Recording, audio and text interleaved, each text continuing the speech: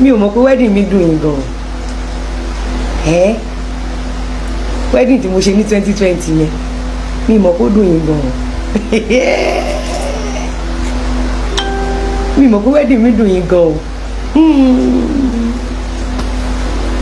wàláì mi mọ̀ pé wedding tí mo ṣe ní 2020 wàláì àṣírí yín tú mi ò mọ̀ pé wedding yẹn gba ẹ̀jẹ̀ lára yín o wedding tí mo ṣe ní 2020 yẹn sórí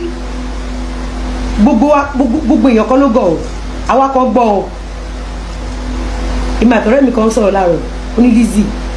ó ní wedding tó ṣe ní 2020 yẹn ó ní àwọn people yóò lè forgive ara wọn láì ṣe wọn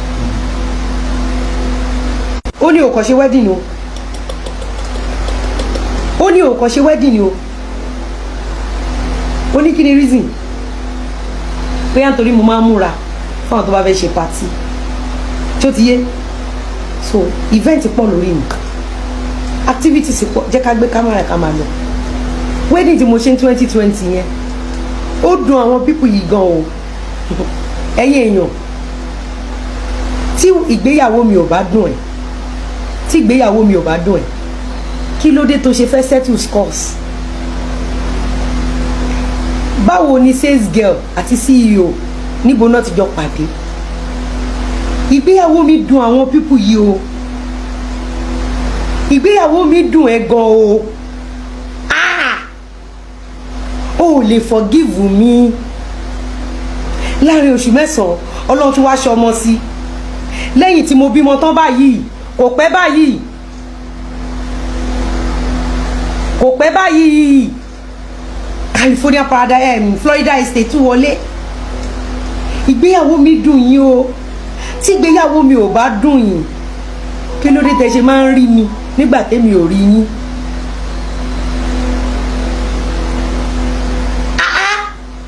ẹ lè instigate gbogbo àgbáyé against èèyàn kan ṣoṣo mo ń ṣoríire jù yín lọ ṣé bẹ́ẹ̀ sọ pé ìgbéyàwó mi ṣé bẹ́ẹ̀ ní kò ní pé 2 years nígbà tí mo bímọ tó bá rí ọdún èpè tí àwọn pípù yìí ń ṣe torí pé èyí wish kígbéyàwó mi túká kò mí pé máa fi aburú sun aburú fún yín aburú ti wà nú ayé yín already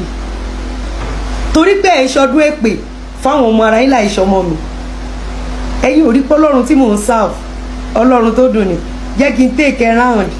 kó lè bá rí wípé mo ti lọ sí next level kò yé mo ti lọ next level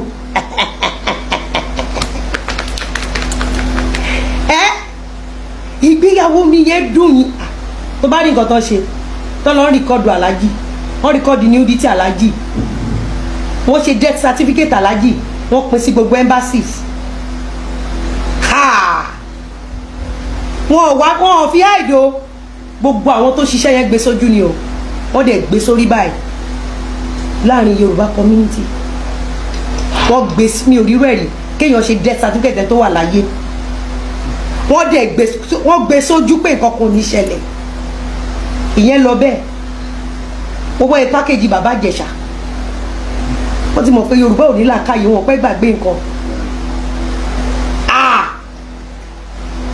ó wá mọ̀ nǹkan tó fọ́nì ní wípé ó ní rí tí wọ́n ro ṣé bá jọ wà nílànà oye time tí mo fi ń lọ tí mo fi ń bọ̀ tí mo tún gbàgbé fóònù kalẹ̀ sórí gbogbo àtẹ́mi lọ tí mo bọ̀ tí mo gbàgbé fóònù kalẹ̀ tí mo lọ tí mo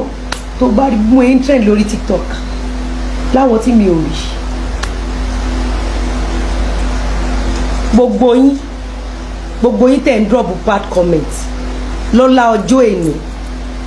èmi fi ẹnu oríire mo fi gégùn fún yín ọmọ aráyé ò ní kí n kú oríire agbára lọ àdàbí tó bá jẹ́ pé èmi mo kọ́kọ́ wá fún yín àdàbí jà ò jẹ́ pé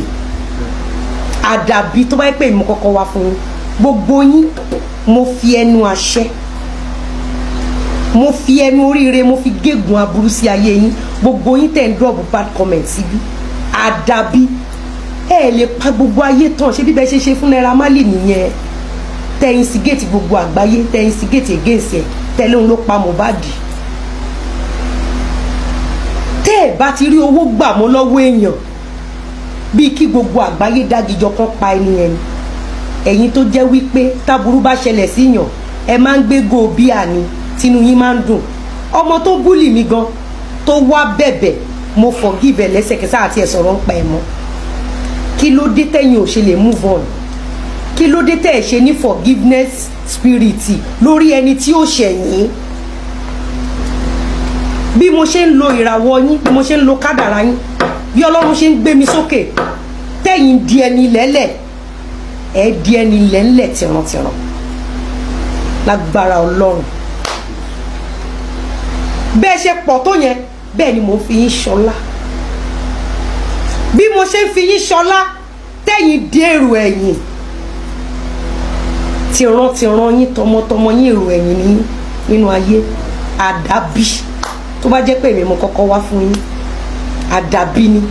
ó jà ó jẹ́ pé wọn ò ní kí yín kú oríire mo ṣe ń kí Lizzy Anjorin kú oríire.